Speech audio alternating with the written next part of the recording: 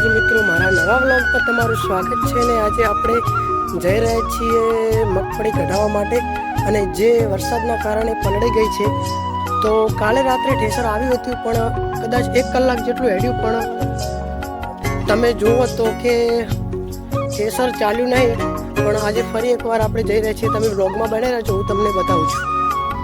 મિત્રો તમે જોઈ શકો છો આ મગફળી સાવ પલળી ગઈ છે વરસાદના કારણે, અને એક ધાર્યો 4 થી 5 દિવસ વરસાદ અમારા પેઢીમાં આવ્યો છે અને તમે જોઈ શકો મગફળી સાવ પલળી ગઈ છે.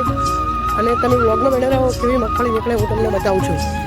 મિત્રો તમે જોઈ શકો છો આ રીતે મગફળી નીકળતી હોય છે અને આ પલળેલી મગફળી આ તમે જોઈ શકો છો કે કેવી રીતે હાવ કાળી પડી ગઈ છે. અને તમે વ્લોગમાં બને રહો, સંપૂર્ણ નીકળે છે હું તમને બતાવું છું. તમે વ્લોગમાં બને રહેજો.